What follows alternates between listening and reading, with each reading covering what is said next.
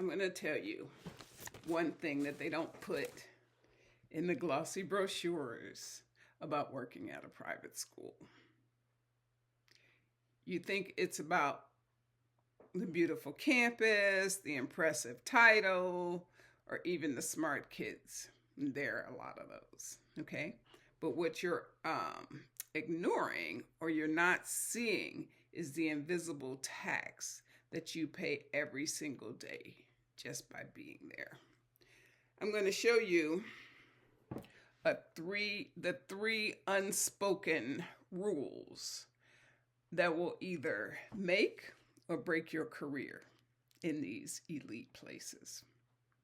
After 25 years as one of the only Black professionals in any given institution, from being an intern to a classroom teacher and a dorm parent and a boys and then a girls dorm, to being on the senior admin team for many years, I built a survival guide that I wish someone had given to me. In this video, I'm sharing the unfiltered truth about what it really takes to thrive and survive and build a lane of your own.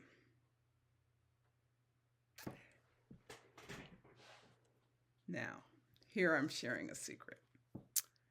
The first unspoken rule is this: be excellent, but not too excellent. What do I mean by that?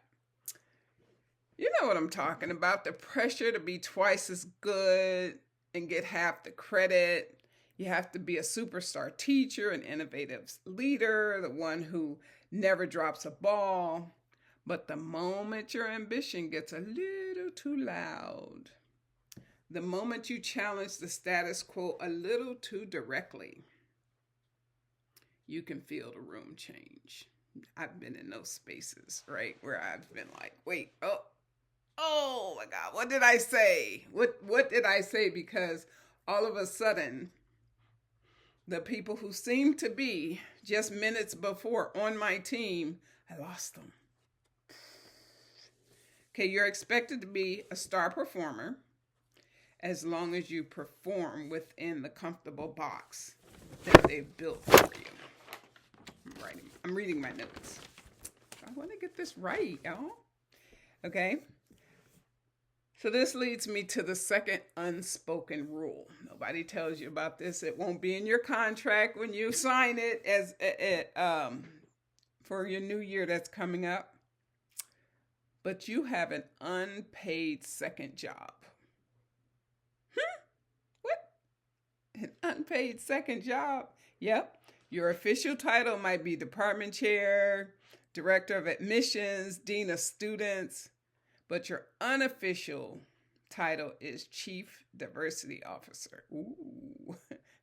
And we know how those are, what's happening in that arena these days. I know it all too well.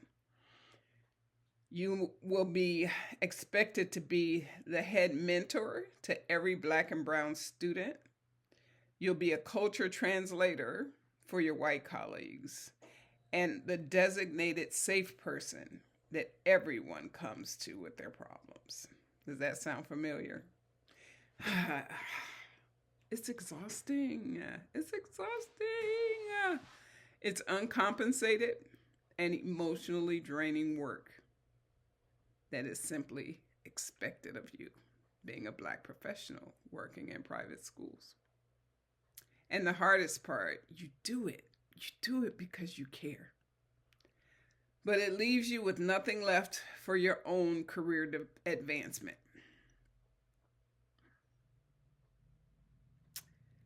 Now to the third unspoken and most critical unspoken rule. Your network is not their network. Or I'll put it the other way. Their network is not your network, right? The real decisions, the career moves, they don't happen in the faculty meeting or the faculty lounge. They happen on the golf course, at a cocktail party, in conversations that you are structurally excluded from. Being a female leader, I used to often joke and say, man, that meeting must have happened at the urinal because I worked with a lot of men. And I was supposedly in all of the meetings, and I show up and a decision has been made, and I'm looking around like, wait, when did we decide this? Who was involved in the decision making? Especially, again, I made it up the ladder to being assistant head. But there are still times where I felt like there had been a special meeting that had happened without me. And then if I said something about it, I was the problem. Ugh. Ooh, I feel that. I feel that in my whole body right now. Okay, so you realize no matter how hard you work, you can access the rooms where the real ladders to the senior admin team are located. For years, I believed that adapting to these rules as I knew them, I wasn't always privy to what the rules were. They were changing. They were always shifting. And I was trying to shape shift with them. I would change my speech. I remember being told one time that my speech was too casual, too comfortable, too casual. I was like, what does that mean? I thought I was speaking the Queen's English. I thought I was. Softened my ambition. One of my challenges is that I'm almost 6 feet tall. So when I walk into a room, I'm a big presence. I'm not 120 pounds. I'm a big presence when I walk into a space. But I found myself starting to shrink. And I would often hear my mother in my ear. You know how your mother's voice is always there, mom or grandma, saying, stand up straight. Stand up straight. Own your authority and your authenticity. So I was doing it. Yep. I did extra work with a smile. Man, when I was raising my kids, and so they were students at the school. Well, they didn't go at the same time. So he would be if he were at the school, so during the time, the 7 years that he was at the school that I was working at, where my children attended, I can remember having to choose between doing the extra work to prove to the institution that I was committed to my job, which I was. I loved my job. I really enjoyed the opportunity that I got. That's why I always say, I want to help you thrive in these environments, not just survive. It's not just about getting a paycheck when you're working with other human beings, adults and children. It's more than survival, right? Have you ever been in a space? Have you ever gone to someone's job? Have you ever gone into a doctor's office, for example, and the person at the front desk does not like their job? They do not want to be there. That's not pleasant. When I see my grandson, I put on the bus sometimes, and I always wave at the bus driver because I don't want that bus driver to be sad. I don't want that bus driver to be having a bad day when he is carrying the most precious cargo. Right? So that's why I want you all, as also who are going to be a part of this community, to thrive at your job. I want you to be happy. I want you to, we're not going to be happy and skipping through the hallways every day, but it's not the worst job you could have. And oftentimes, in order to keep my own spirits up when I was working in these schools, I would have to remind myself that I wasn't breaking rocks every day. Some people have jobs where they have to have a sledgehammer breaking rocks and moving them from one pile to the next pile.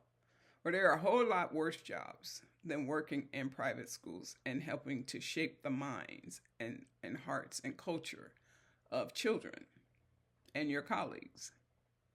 So that's the little side note that's veers off of my notes. Um, but there came a time that I realized that I was adapting, and it was a dead end because I was adapting, but the culture was not. It's funny, actually, that's not even true. The culture was shifting. I'm trying to adapt. By the time I had figured this out, it had changed. I don't know that I think that I never. I'm a glass half full type person. I never thought that it was actually personal against me. I just I don't know, whatever the culture, whatever the private meetings were happening, that's where they made the decisions to change things. And I'm like, well, could you put it in a handbook or something? This community will let you know that adapting does not get you to the head of school's office if that's where you're striving. If you're wherever you're planning to go, if you want to be the best classroom teacher, you want to end your career as a classroom teacher, and that's what brings you joy, that's what fills your heart with joy and makes your workday go by, I'm all for it. If you are a classroom teacher now and you want to be a head of school, we could talk about that, right? And every place in between. There are so many different opportunities. You might want to go out of the classroom and work in admissions, go out of the classroom and work in advancement. Might need to have you up in the college counseling office or whatever. So we're not going to concern ourselves with, we want to understand the culture of the community that you work in, but our own lane is designed to help you and your mindset and your heart and your soul to be fed and give you the strength to be able to go back out into what Dr. Brene Brown calls the arena. She might be not be the first one that said it. It's just when I read it in her book, I thought, yeah, that's it. We're gladiators. We're going out into the arena. We're not killing anybody, but we're slaying these demons that say we don't belong there. Yes, we do. We belong in whatever room we are in as Black professionals, right? So again, adapting doesn't get you to the head of school's office. Strategy does. Community does. Your network, a new network, will get you where you want to go. Okay? So that's why I created our own lane, because I believe that we shouldn't have to adapt. We should be able to accelerate. We should be the ones setting the pace, okay, for our careers. I have a former friend, a colleague of mine, a former colleague, he said, everyone is first after me. Put yourself in the equation. Whatever you're doing as you're building your career, please put yourself in the equation. Think about, yes, I'm thinking about the children. The children are very high priority, but if I'm not good, I'm no good for the children. And that's your biological children or the children that you are teaching and interacting with on a daily basis. So that's a key point that I will always emphasize and try to help you remember. Call it back to your remembrance, okay? So imagine you're in a room, a virtual room, with other ambitious Black professionals from private schools across the country or across the world. So we're going to be global up in this piece, where you don't have to explain yourself, where your ambition is celebrated, not managed, where you aren't just talking about the problem, that you're building strategic blueprints to solve them for your own career. Picture that. Doesn't that sound cool? Sounds cool to me. So next week on April 29th, I'm officially opening enrollment for the founding year of our community, of this community, our own lane. Okay, I'm opening 24 seats at the accelerator level. Okay, that's our core annual cohort. And then I'm going to open 6 seats for the pace setters.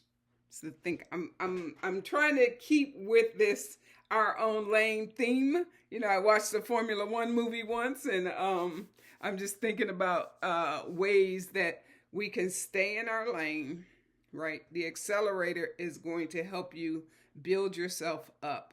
And then the pace setters, I'll have 6 slots for pace setters. And that's the highest level of membership for leaders ready for that senior admin space, right? The only way to get the private invitation and have the first opportunity to claim one of those limited spots. I'm going to do 30 people this first year for the 2026-2027 school year, right? I don't want to burn myself out because that'd be crazy, right? I got out of all of the pressure and the overblown nonsense, and then I built a business that burns me out. Where they do that at? Not over here. So the only way to get in is you have to first get on the on-ramp. Okay, so see that? Get the on-ramp, then the accelerator, and then the 6 people who will be the pace setters. Okay, it's the on-ramp is the free insider list. And you can join that right now. There's going to be a link down in the description. You can go to stan, STAN.store / the slash that goes this way, our own lane. And if you click that button, that will take you straight to the on-ramp. And you can put your name and your email address in there. So that's stan, STAN.store / our own lane. If anything I've said resonates with you, if you're tired of paying the invisible tax, or you want to be able to manage it better, get on the on-ramp today. So we're going to build our own lane starting next week. I'll see you there.